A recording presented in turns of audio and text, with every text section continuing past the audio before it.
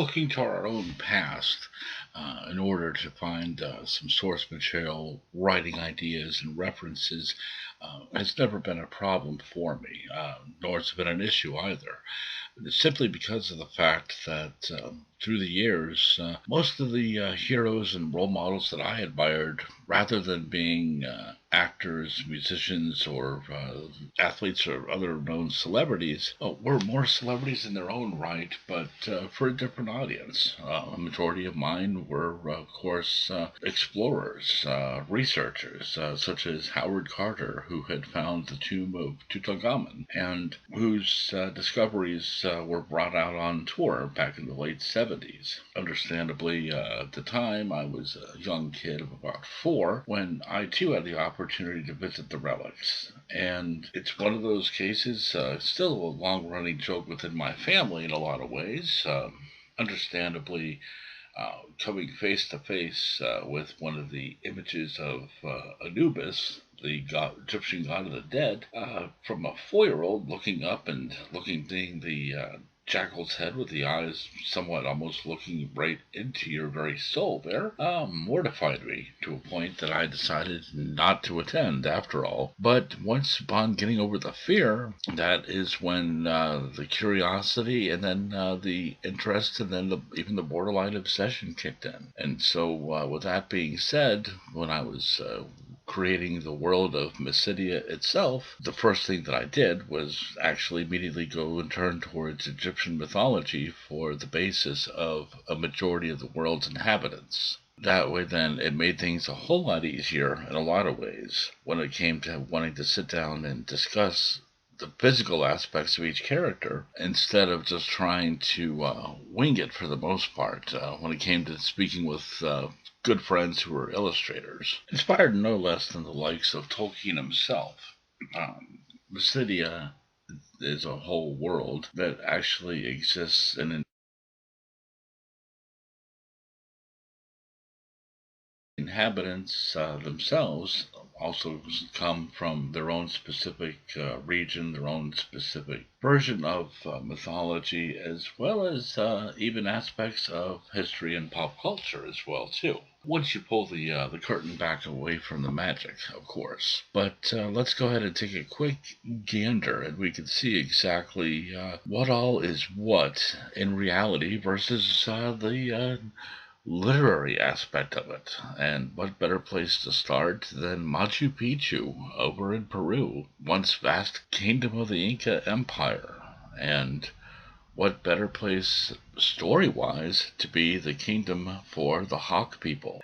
What better name for the said land of the Hawk people than Wondrous Peak, and a world filled of snow mountains, but yet at the very top of the world itself and commanding one of the highest points of elevation and view one can ever imagine. Moving farther south of the area brings us into the land and kingdom of the land dwellers, and hidden within the very jungles itself in reality lie the ruins of Angkor Wat in Cambodia, but with a few little additional statues and a Colosseum and gladiator matches, that infamous kingdom transforms itself into the Land Dweller Kingdom, with no known name that can be pronounced by the human tongue. And of course, the Land Dwellers themselves look exactly like more Anubis and other Egyptian deities. In this case, predominantly those that are of the mammal origins. So dogs, cats, panthers, things along those lines. And then moving south from there brings us to the shoreline, where, of course, what better known seaworthy kingdom than, of course, the infamous one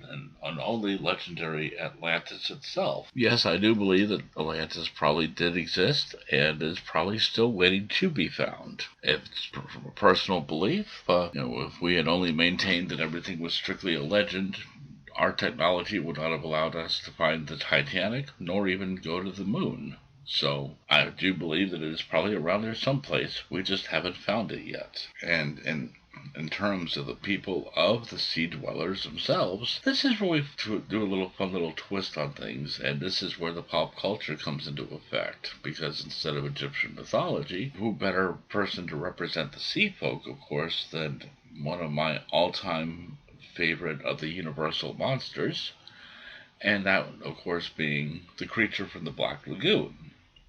So, understandably, half man, half fish, living deep under the sea. And no, there's no pineapple or anything like that, so sorry for any fans of SpongeBob. Different writing altogether. But once again, coming back to the world in general, one of the items that always stuck out with me was a photograph I had seen many, many years ago. And it allowed me an opportunity to kind of reflect on it, but also expand upon it as well in the literary sense. It shows an actual exhibit at the New York Zoo in the 1960s. Inside of this one particular cage was a sign up at the top that read, "The most dangerous animals in the world." And within the cage itself was a mirror. So, looking back upon your own reflection as being the most dangerous animal in the world, as the description explains how man is the only race that is able to annihilate one another, things along those lines. And that decided to resonate with me. And so, that being said, Mysidia itself, initially being a world of peace and prosperity, would soon fall upon a 10,000-year civil war. Upon the closing of the war, that is where the barriers and the guard posts and everything else in between would come into being. This would become a world that is so dominated upon itself by division that even stretching a limb across a border would be considered an act of aggression and could lead to an all-out attack into the next kingdom. So that, of course, is where the story initially opens up, is the following years after the dividing point and after a semi-rough but peaceful truce and negotiation treaty.